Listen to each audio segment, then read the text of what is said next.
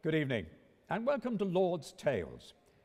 My name is Johnny Dennis, and I am one of the voices of Lord's, that is to say, the match announcer, who welcomes the spectators, introduces the players, and gives you the facts and figures. But tonight, I'm acting as a guide to take you on an adventure, a journey. And to act as your storytellers and guides, we have members of MCC staff, who, as well as their knowledge, have an affinity and affection for the home of cricket. And this, of course, is an adventure. The guides are waiting to guide you. Have a wonderful trip. And once again, welcome to Lord's.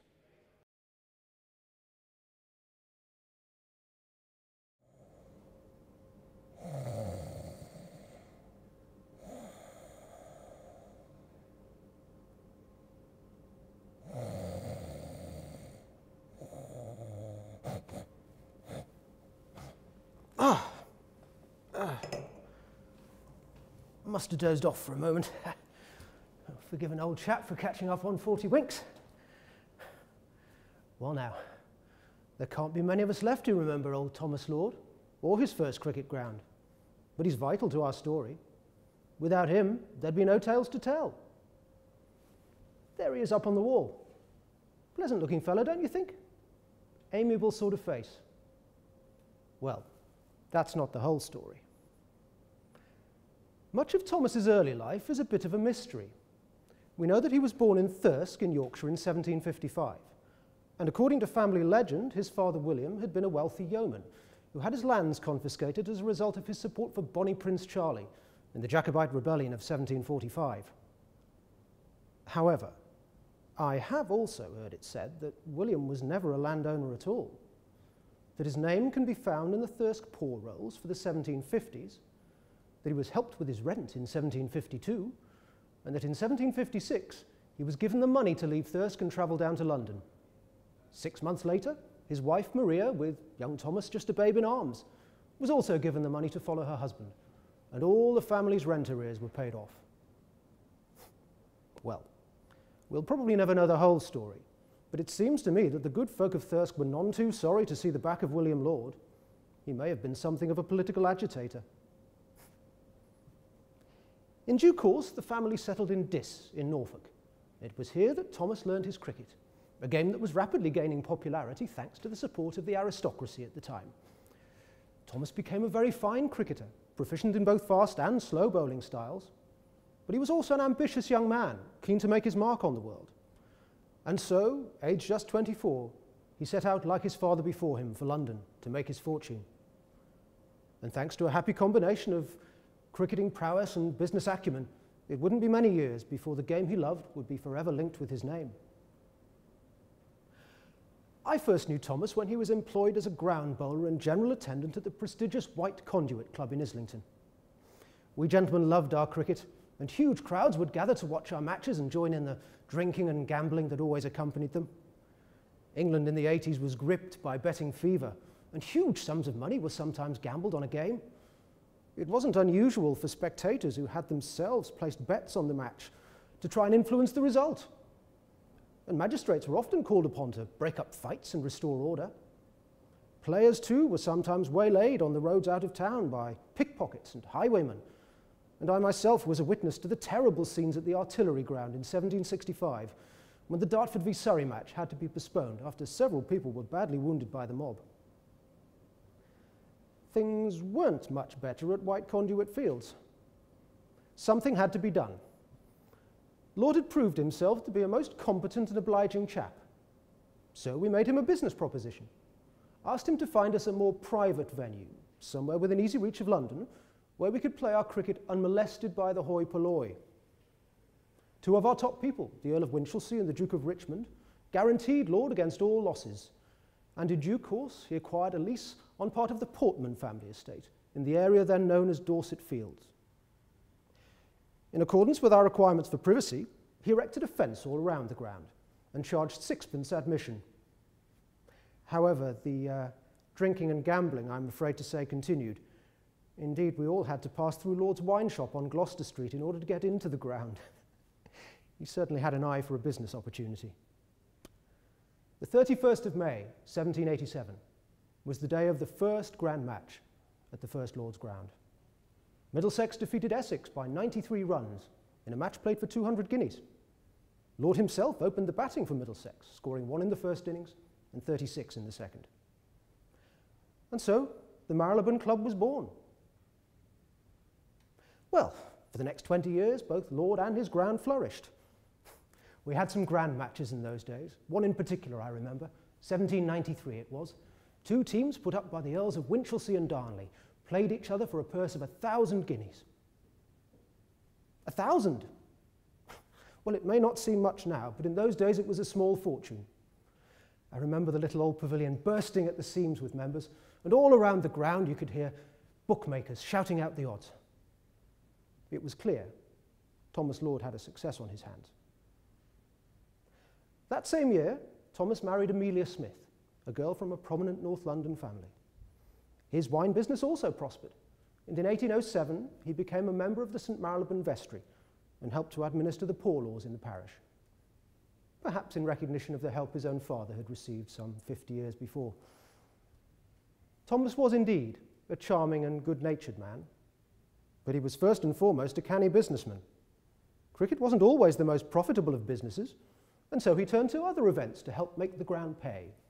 He put on athletic contests, pigeon shooting, and once even, 1802 it was, thousands came to see it as the celebrated French aeronaut Monsieur Ganarin ascended into the air in a giant balloon. Ended up in Chingford, poor fellow. Of course, in those days, London was expanding rapidly and the price of land was going up just as fast. In 1811, when the lease on the ground at Dorset Fields expired, Thomas refused to pay the increased rent on a new lease, and the ground was closed. 3 years earlier, he'd had the good sense and foresight to rent out a couple of fields on the Eyre family estate, a little further north off Lisson Grove in rural St John's Wood. So for a couple of years, there were actually 2 Lord's grounds operating at the same time, and when the old ground closed, he simply moved everything, including his turf, to the new ground and carried on as before. Well, we were all very grateful to Thomas for his loyalty to MCC and his determination to keep the club going. But in truth, I'm afraid the new ground was never very popular with the members. In fact, we didn't play a single match there in 1811 or in 1812. And when in 1812 we learned that Parliament intended to cut the new Regent's Canal directly through the ground, well, it could easily have been the end of the club. But as usual, Thomas managed to turn the situation to his own advantage. Somehow, he managed to persuade the Eyre estate to grant him £4,000 in compensation and to find him a new plot of land. Right here. And so, for the third and final time, Thomas Lord moved his turf, put up another fence, built another pavilion. And on the 22nd of June 1814, MCC defeated Hertfordshire by an innings in the very first game to be played on the ground we all now know as Lord's. Well, this time I'm pleased to say the ground was a success. And for the next few years we settled in and enjoyed our new home. But Thomas had one last firework up his sleeve. He'd never been entirely satisfied with the profits from cricket, and in the autumn of 1823 he stunned us all by announcing that the Eyre estate had granted him permission to develop houses on the outfield. 16 of them. There would have been precious little land left for cricket. What were we to do? As a club, our funds were minimal, and, well, we were in serious danger of folding. One man was determined not to let that happen. William Ward was MP for the City of London and a director of the Bank of England. He'd been born in the same year the club was founded, 1787, and just a stone's throw from the old White Conduit ground in Islington. He was a fine cricketer too. Out there in 1820, he made a stupendous innings of 278 for MCC against Norfolk. In those days, there weren't many teams that could make 278 in a single innings, let alone batsmen. What a relief it was when William Ward wrote out that cheque for £5,400 to purchase the lease from Thomas Lord and save the ground for MCC and for cricket. Of course, it wasn't long before another disaster came upon us. On the 29th of July, 1825, the pavilion burned to the ground. Never got to the bottom of it. Some suspected arson. Nothing was ever proved. Of course, all our cricket equipment was destroyed, and we all mourned the loss of one of the finest wine cellars in London.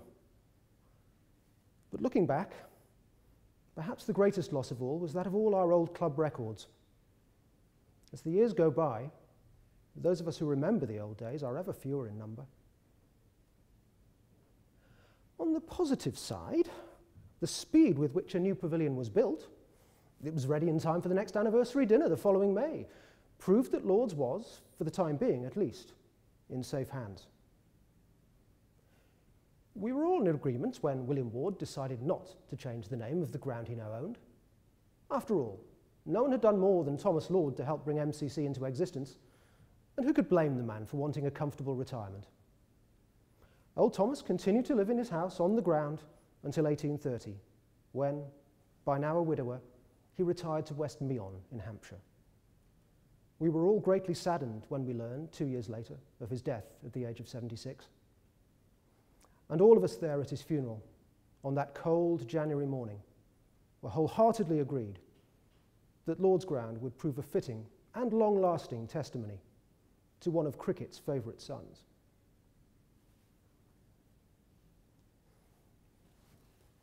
Well, off you go, off you go. That's all you get from me. I'm sure you've got more interesting people to listen to. I'm going to stay here and have a little more of this rather disappointing brandy.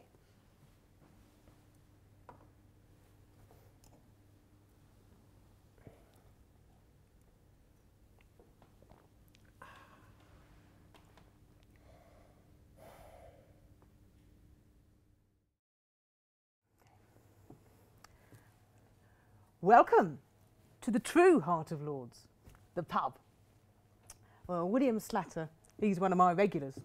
He's the clerk of works here at MCC. Wasn't always so, mind.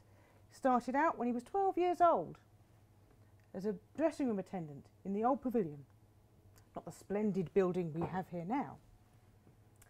William tells me that the plans for this building bear no small resemblance to the ones he himself drew up. Well, I'm not sure what the architect would say about that. And William, he's no draftsman. He said that he learned everything that he knew from looking over the shoulder of the guy that drew up the last place. He'd only been about 14 then, I reckon. But there's very few can tell you as much about Lord's and the buildings around here than William. Well, the Slatter family, they must have racked up, I guess, about 200 years of employment by the club between them. I say the club, but his father, Stevie, worked here for 40 years, and he would have been employed by old Mr. Dark and Mr. Ward before him. William's grandmother, his mother, his aunt, well, they all worked here in the cleaning and laundry departments. His uncle, his brother, his son, God rest his soul, they all worked here too. His sister, well, she was even born here. Rooms out the back of the pavilion. She still works here today, in the ladies' room, in the mount stand. Old Mr. Dark, his family, it's the same. They've been associated with Lord's this past 100 years. Mr. Dark started out as born on Edgware Road. Used to earn a few bob as a fielder over in Dorset Fields, no more than 10 years old. He used to boast how he'd helped Mr. Lord to move the very grass turf from Dorset Fields to North Bank, and then from North Bank to St John's Wood, where I hope we're going to stay put for a while. Mr. Dark must have done something right though, because by 1835 he'd managed to earn enough money to buy the lease off William Ward. First thing he did, and it was all fields round here then, was put up a pub. Sensible man. It was there that punters, and not the gentlemen, not in those days, they could buy a full meal for no more than £1, and all served up by Mr. Dark's in-laws, the Lathams. We like to keep it in the family. The gentlemen, though, they'd be in the pavilion. Much smaller building than the one we see here today, room for no more than 40 or 50 people. And that was it, apart from a few benches scattered around. Used to be a boy would come round with a tray, take your order. Those who couldn't find a seat, they'd have to stand or lie in the grass with their clay pipes and their tankards. Well, Mr. Dark, he was determined to make Lord's a success. He set it up as a showground. There was an encampment of Iowa Indians keen to show off their exotic skills from the West. There were displays of dancing and archery. Can you believe someone would want to watch archery at Lord's? Everything, though, went towards Mr. Dark's first love, cricket. All the money was ploughed back into the facilities at Lord's. So much so that by 1839 he put together enough to put up the first major building here at Lord's. Mind you, that was a tennis court, and with a billiard room above it. There were hot and cold baths for members. It proved wildly popular, so much so, in 5 years' time, they put up a rackets court and stables and all. Well, it did come back to cricket in the end. It was a hive of industry, meaning that his brothers could set up in the manufacture of cricket bats and balls. For many a year, they say that Dark's bats were the finest that money could buy. But after a few years, with nothing much else going on, well, Lord started to become a bit tatty. MCC went into decline. There was talk amongst some of the members of moving to a new ground, over in Brompton.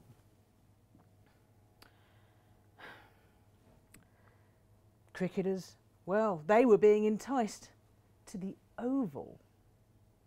Something about flatter pitches. Can you imagine? Things got so bad that by 1860, when the Air Estate, and they owned everything round here, well, they decided to put up the freehold of the ground for sale, MCC didn't even bid. Mr. Dark, the leaseholder, he declined to bid as well. The ground was sold to Mr. Moses for £7,000. Well, MCC had to do something about this. They needed to act, and they did so decisively within 3 years. And they appointed the first salaried secretary of MCC, a Mr. R.A. Fitzgerald. He earned £400 a year.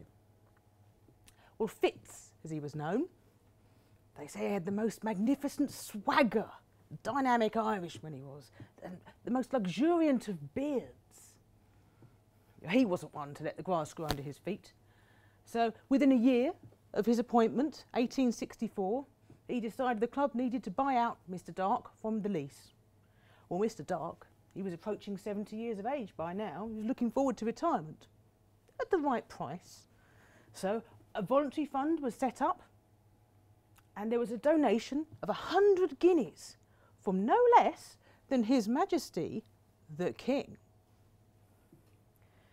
Well, he was Prince of Wales then, of course, but we've always been very proud of our royal connections here at MCC. His father, Prince Albert, well, he was our patron. Well, 4 years later, Mr. Moses, he must have changed his plans, and the freehold, it came up for sale again. This time, Fitz was ready. He had a donor lined up. And so, thanks to a very generous donation from William Nicholson of the famous gin family, MCC was able to secure the freehold of Lord's. So, cheers, William. And it's not just me who's grateful, mind. The club was said to be so grateful that they decided to make a change in their colours, from a sort of a sky blue to the red and gold that we have here today. Well, I'll leave you to make your own mind up about that. So, with the future of Lord's now secure, what had been good enough for old Mr. Dark when things were going well was good enough for MCC. They went on a building spree. They put up a grandstand, facilities for the first time for spectators, no more mouldy benches, and facilities Also, for the first time, for some of my thirstiest customers. That's right, the gentlemen of the press. And a good thing and all, because I heard tell that there was a Mr. Knight back in the old days who used to write for the Sporting Life. And he had to pay his own ground admission for the privilege of perching in a shrubbery from which to write his match reports. Occasionally staff members would come along, give him a cup of tea. I think that was more out of pity than anything else. Well, what else did they do? I tell you, they pulled down the pub. And they put up a new one, Lord's Hotel. Not that you could stay there, mind. A magnificent building it was. Used to hold all our dinners and functions there. Don't forget, Pavilion was very small back then. Wow, I nearly forgot the most important change of all, didn't I? The ground was raised, re-levelled. We went from having one of the worst, most dangerous pitches in the country to one of the finest, and with great facilities to go with it. Well, that was more than enough to stop all our business going south of the river, I can tell you. It was also good enough to attract some more of my regular customers. Middlesex County Cricket Club. So, with more and better cricket, great facilities, well, it wasn't enough. We needed to do more. We put up some luncheon rooms on the side of the hotel. Wildly popular. So much so that, well, William Slatter, as Clerk of Works, he's been put to work doing all sorts of schemes around the ground. His latest project has been to put up some luncheon arbours over round the practice ground, Henderson's nursery. There's talk of fitting them with gas wings. Do you think that's safe? Well, I'm getting ahead of myself anyway, because we didn't purchase Henderson's nursery until, now let's see, when was it? I guess around about 1887. I remember going to see Henderson's tulip show when I was a little girl.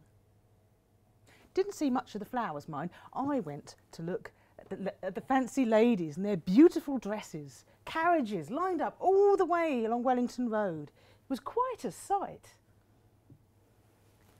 They say Henderson's pineapples, the most delicious in the world. I wouldn't know. I was just a child, me. Well, with everything going so well, something had to come along to ruin it. And this time, it was the railways. They decided they wanted to build a line through, straight across the ground, and down to the new station at Marylebone. Well, maybe it was MCC's royal connections. But we've always had friends in high places, and we were able to negotiate a sort of a land swap. So we got the land over in the corner that used to belong to the Clergy Orphan School, and the railways got to run their track underground along next to the Metropolitan Railway. And it's been a fine deal. We've never had a problem since.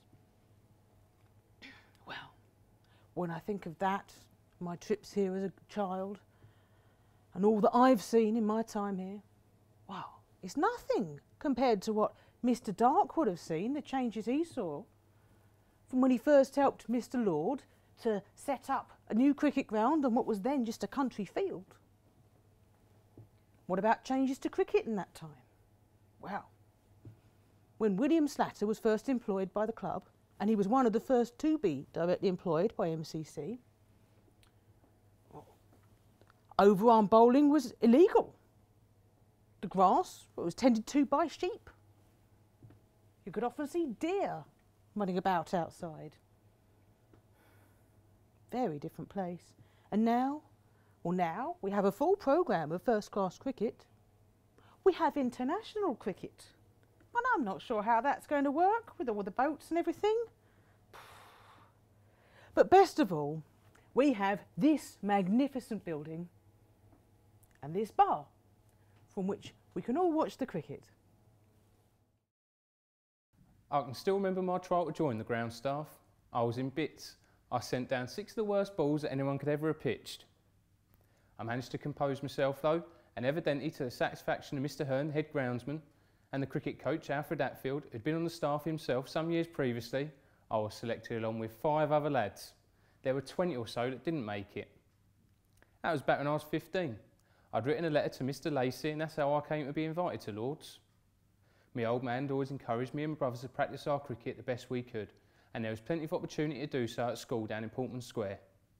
Home was a different story though, and with few open spaces in Marylebone, we took to the streets. I've always said that if you can clean bowl a man 9 times out of 10 against a lamppost, you'll not miss a full-size wicket when you get the chance. Anyway, I gave up work in my dad's grocer's to pursue a life in cricket, and I've never looked back. That's not strictly true. An incident with the Indian Prince Ranjit Singhji sticks in the mind.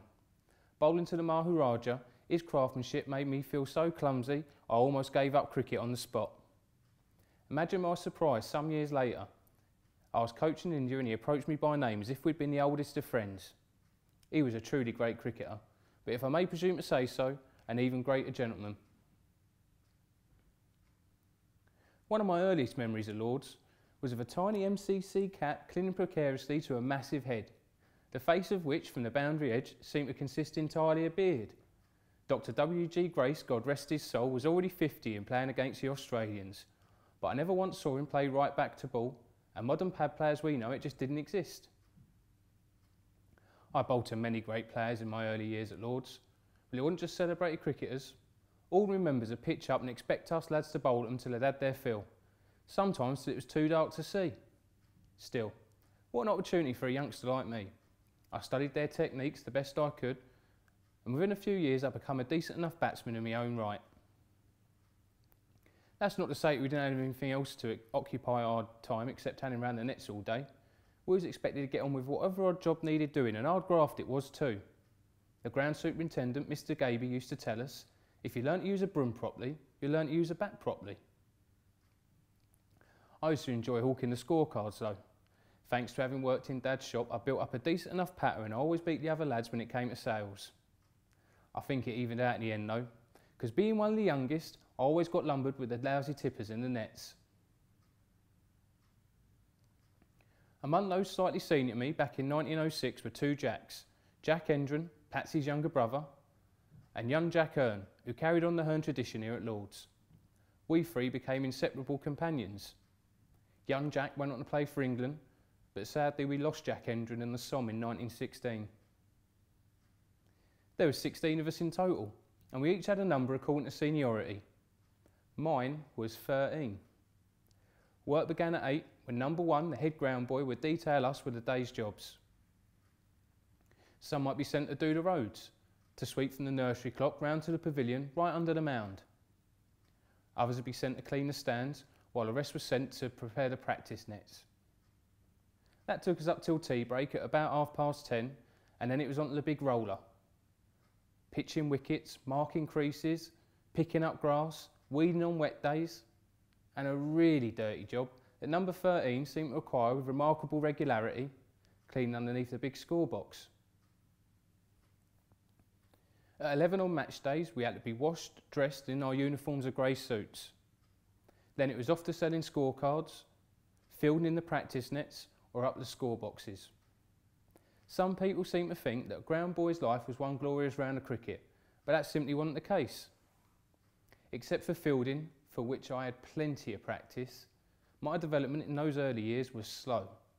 We had no regular matches, no real coaching, and the only time we was allowed a net was during the lunch interval, and even then it had to be in a remote corner.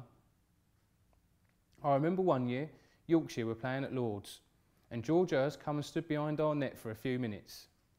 He didn't say much, and he didn't single anyone out, but a good shot was always rewarded with a "good shot, lad," and a poor one received an equally quiet "you didn't know how to do that," followed by a quick demonstration of what should have been done. On such days it was a joy to be alive, let me tell you. But these were the days of amateur cricket, and very few of us professionals got a look in when it came to selecting the Middlesex first 11. Just before us, JT Hearn, Albert Trott and JT Rawlin had all been the regular professionals. Tireless Hearn was the senior Middlesex pro in my day, and the other 2 regulars were Joe Morrell, the wicket-keeper, and the great all-rounder Frank Tarrant. Patsy Endren, older than young Jack and me, was out of the team for many years before he got a regular place. I simply wasn't in the same class. I had to wait 5 years for my first start for Middlesex, and another 8, last year in fact, before I even got a regular place in the team. I don't know what happened to the other ground boys. I was lucky. The MCC secretary, Mr. Lacey, went out of his way to understand the Lord's professionals and to help them, and he took a personal interest in my development. He had the habit of looking you right in the face, which is much less common than you might think. He was a kind man, a fair man, but he could do his share of the scolding when necessary. I remember one year, me and the other lads went out for lunch. We were walking down the street and I spied this shiny gold sovereign on the pavement. I had a look around, and with no one watching and no one claiming it, I pocketed it for myself. I guess word must have got around though, because no sooner had we returned, bashing down the door was this 6-foot cricketer, red-faced and grimacing like hell, threatening to knock my block off if I didn't return his sovereign. Might have been on his side, but right seemed to be lacking, so off we marched to Mr. Lacey's office. Once there, he put aside the weighty duties of the day and listened to us both attentively, as he always did. He explained to me the laws about stealing by finding and the penalties attached, and made me feel much smaller than I already was. He turned to the big fella and he said, "As for you, I've never seen such bullying conduct of a young boy," and asked me to wait outside. 15 minutes passed, and finally out come that same 6-foot cricketer, white as his cricket boots, trembling and as nice to me as you can possibly imagine. I'm glad I never did anything to excite Mr. Lacey's wrath. That experience of it second hand was plenty enough for me. Lord's has come to resemble what I expect of the great public schools, where everyone knows his place and may not exceed it nor lower the dignity of his position. The head ground boy gave us our orders, and where he got them from or how he was ticked off if anything went wrong, we neither knew nor inquired. I was fortunate enough to attract the attention of Mr. Lacey, but that was very much a personal matter. If some great one like Lord Harris had come stalking into our working lives, I wouldn't have known what to say to him. All I could have hoped for was the ground to swallow me up whole underneath me. The Lords I knew as a ground boy was that of the amateur batsman. The bowling staff, though they were batsmen among us, were principally engaged to bowl, either in the practice nets or in MCC matches. I was taken on as a bowler, so was Patsy Endron and even George Brown of Hampshire, who we all know now as a wicket-keeper. Many old professionals were tired, rough, hard-drinking men, brought up on a life of manual labour, making their living in cricket through brawn rather than brain. In each county team were perhaps 1 or 2 respected professionals, such as Tireless Hearn, who were occasionally consulted by their amateur captains, but the rank and file was simply told what to do and what not to do. They weren't asked to think, and I honestly think I can say if you asked them to do so, they'd be hard put to comply. But for now, you're going to have to excuse me. We're leading the championship, and tomorrow's match against Surrey is Mr. Warner's final game as our captain. He's got his heart set on the championship, and I think I can speak for myself and the rest of the Middlesex players when I say we'll do anything short of murder to see that he gets it. As soon as the Second World War broke out, MCC immediately cancelled all remaining first-class cricket. The club's secretary, Colonel Rate Kerr, and his assistant, Ronnie Aird, were both mobilised into the army, and Lords was left in the capable hands of the grand old man, Sir Pelham Warner, who served as acting secretary throughout the war. Now, unlike the First World War, this time Britain was better prepared. As early as 1938, the London Fire Brigade had been using the ground, and members of staff were encouraged to join the auxiliary fire service. Trenches were dug, extra firefighting equipment was purchased, and some 2,000 sandbags strategically placed to protect the buildings. A Home Guard unit was set up in Grove End Road. In March, a barrage balloon was sighted on the nursery ground and a searchlight detachment was established. By September, all the windows had been taped up and blacked out. Air raid shelters had been built, and the club's valuable art collection relocated to the safety of 2 country houses near Bletchley. During the war, MCC staff was much depleted, but those who remained maintained a programme of club, school and forces matches. Sir Pelham Warner felt very strongly that to suspend cricket at Lord's would hand Dr. Goebbels a valuable propaganda weapon. And it was widely felt that cricket could be an important morale booster on the home front. The 1942 fixture list shows matches played between barrage balloon men, auxiliary firemen, home guard units, anti-aircraft gunners and civil defence workers, all relishing their chance to play cricket at Lord's, although many of the game's finest performers also appeared here. The Royal Australian Air Force formed its own team which played regularly here from 1943, and spectators got their first sight of a dashing young flying officer who could bowl very fast and bat rather well too. His name, Keith Miller. During the Second World War, nearly 1 million people paid to watch cricket at Lord's, and some £23,000 was raised for war charities. Now, although the buildings around the ground were quite badly damaged during the Blitz, Lord's came through relatively unscathed. In October 1940, a petrol bomb landed. Pelham Warner used to relate how when it burst open, there appeared a photograph of a leering German officer with the words, "with compliments" written on it. The buildings in Grove End Road were quite badly damaged, and number 6 Grove End Road was completely destroyed one night, although mercifully only 1 life was lost in that raid. In December, another high explosive bomb landed on the ground itself, resulting in an enormous crater, but that was very quickly filled in by the Lord's ground staff. A number of smaller incendiary bombs also found their targets, but thanks to the sterling efforts of the Lord's firefighting crew, aided by the RAF, very little damage was done to the stands. In fact, the only real casualty of the war was Father Time, and he was a victim of friendly fire. He was dislodged from his perch on top of the grandstand one night by the cables of a stray barrage balloon, which had broken its moorings, and spent the rest of the Second World War in the relative safety of the committee room. When the V-2 rockets began arriving in 1944, Lord's was again lucky. Perhaps the most memorable incident happened on the 29th of July during a match between the Army and the RAF. It was feared that a rocket would land on the nursery ground. Players and umpires immediately fell flat on the field, while spectators cowered in their seats until the danger passed. Everybody here that day got together and they formed the Buzz Bomb Club, which still meets at Lord's for reunions. Now, I got my first taste of service life when I was called up to Lord's in 1943.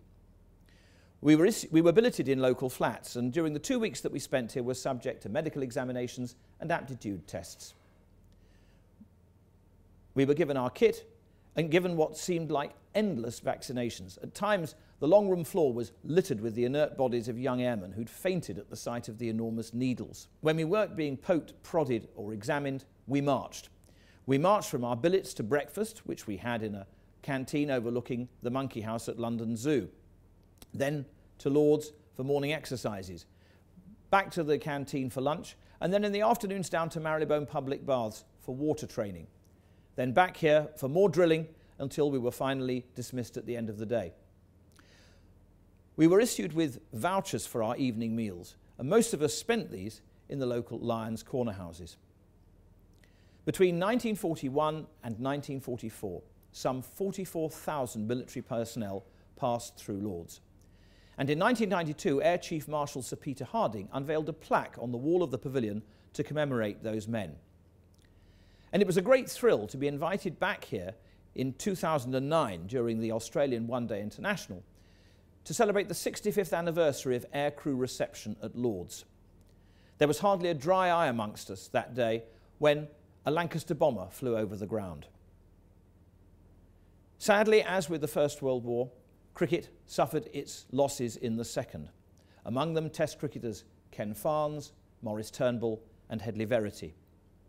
The MCC lost 282 members, including the Duke of Kent, who was killed in a military air crash in 1942, the first member of the royal family to die on active service for 500 years.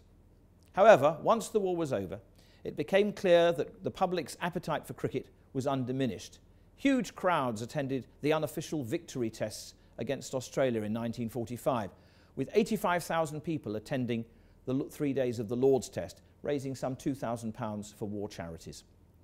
Field Marshal Montgomery turned up one afternoon and received a standing ovation as he made his way to the committee room. The highlight, though, of that season was the match between England and the Dominions, the teams captained by Wally Hammond and Leary Constantine. Hammond made a century in each innings, while the highlight of the Dominions' batting was a glittering 187 by Keith Miller. 16 sixes were struck in that match, which was won by the Dominions by 45 runs with just 6 minutes to spare. In September, Colonel Rate Kerr and Ronnie Aird returned to Lord's to relieve a weary Pelham Warner, then aged 72. At the AGM, the committee reported that Lord's had been decommissioned and life was slowly returning to normal. Once again, many of the nation's war leaders were given honorary life membership of the club, among them Field Marshal Viscount Alexander and Marshal of the RAF Viscount Portal, both of whom were later to serve as presidents. General Dwight D. Eisenhower was also given honorary life membership, although we're not sure he ever came to Lord's, or even that he knew what cricket was. So the 1946 season began without a hitch. Father Time was back in position to witness Jack Robertson and Sid Brown opening the batting for Middlesex. They emerged for the first time together through the middle doors of the pavilion, the committee having decided the previous winter that men who had fought alongside each other should no longer be segregated in their dressing room. So here at Lord's began the end of the distinction between gentlemen and players.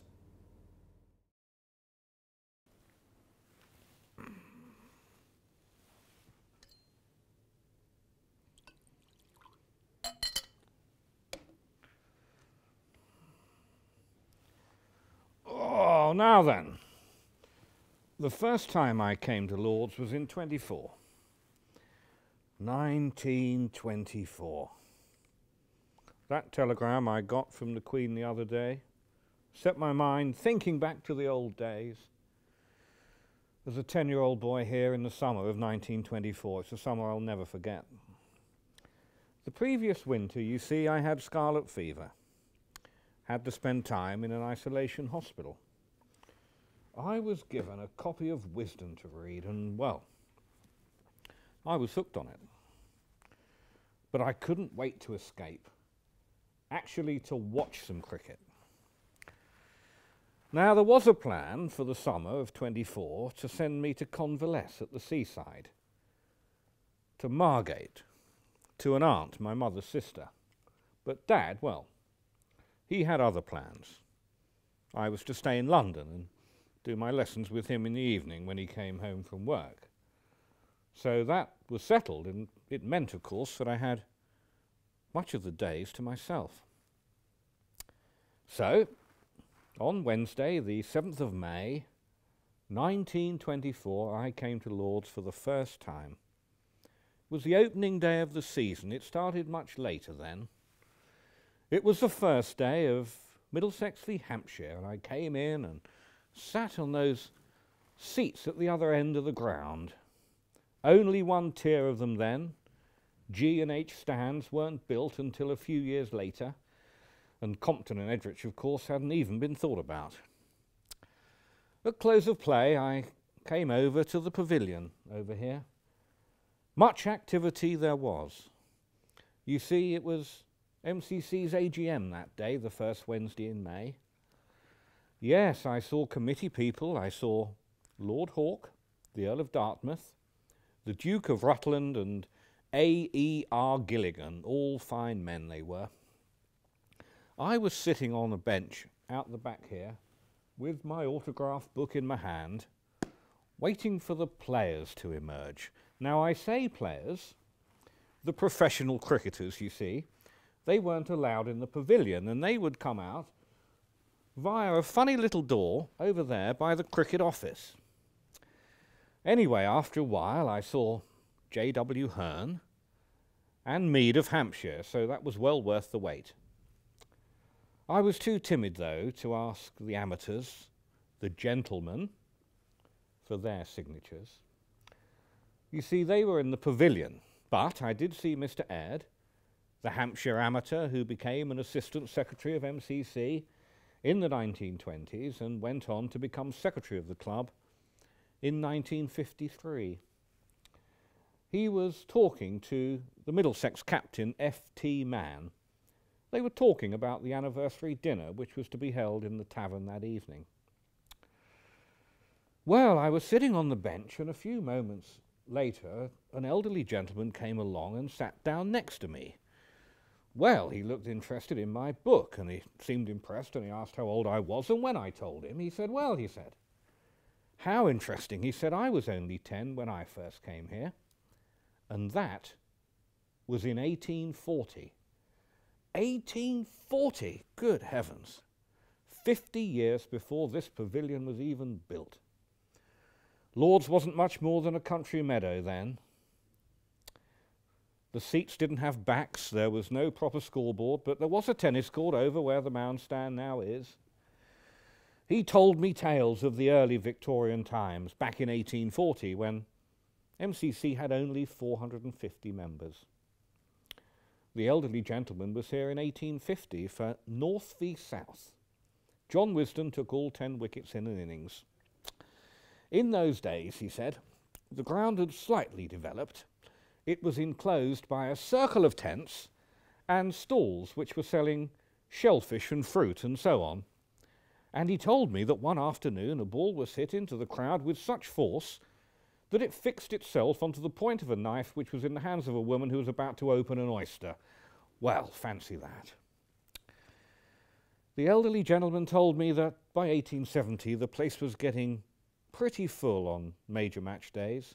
30,000 came along to watch Eton play Harrow that year, and on he went, past the first test match in 1884, into the new century and up to the German War. He had seen George Parr hit a ball over the tennis court, and he'd seen Albert Trott hit one over this pavilion. Albert Trott was an Australian who was on the MCC ground staff in the 1890s.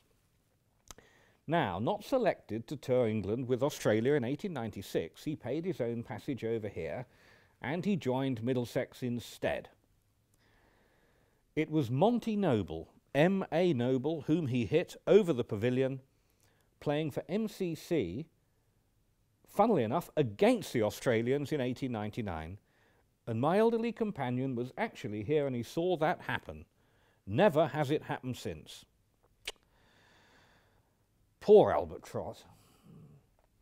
He was a first-class umpire for a couple of years before shooting himself dead just before the start of the First World War. The elderly gentleman was also a friend of F.A. Tarrant, another Middlesex cricketer. Now, he was an Australian too, but not selected to play test matches either, because he lived in England, and that wasn't done in those days, if you wanted to play for Australia. Some said he was the best of his generation. Well, he hit 3 double centuries for Middlesex, and in all first-class cricket, he took 9 wickets in an innings on 7 occasions.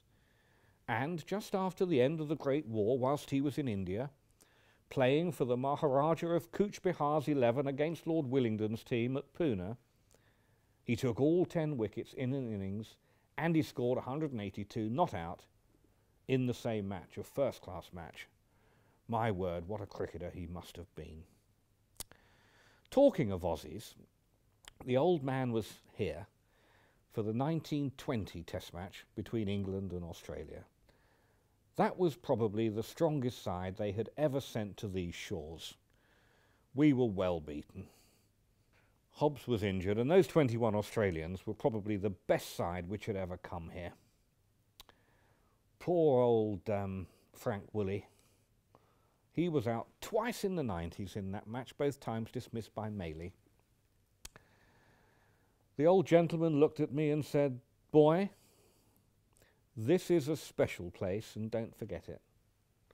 And if you live as long as I have, you will see many changes."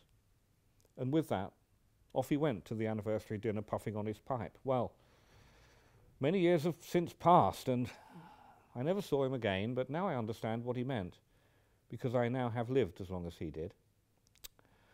But what have I seen for myself? Well, only a couple of weeks after that Hampshire match in May 1924, I came back to watch MCC play Cambridge University. Dulip Sinji scored 120 and put on a fine partnership with Patsy Hendren. What a joy it was to watch them bat together.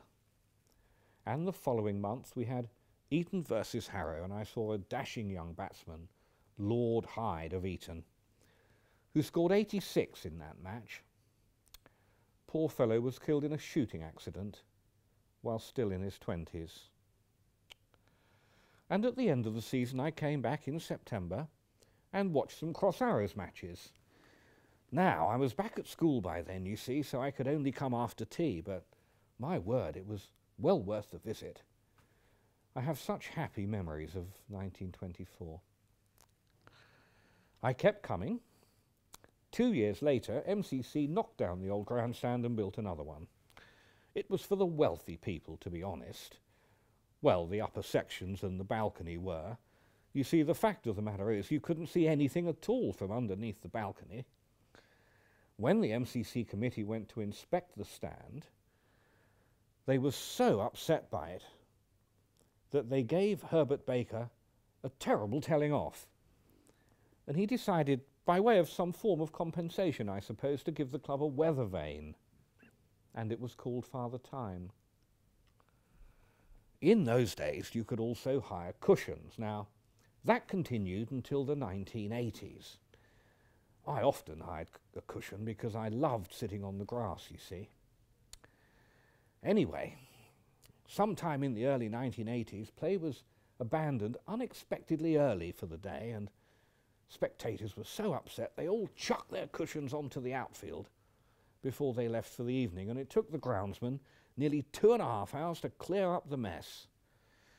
Yes, not long afterwards, the MCC committee made a statement saying that the services of the British Cushion Supply Company Limited would no longer be needed at Lord's. I was sitting on one of their cushions in 1931, you know, watching MCC play the New Zealanders.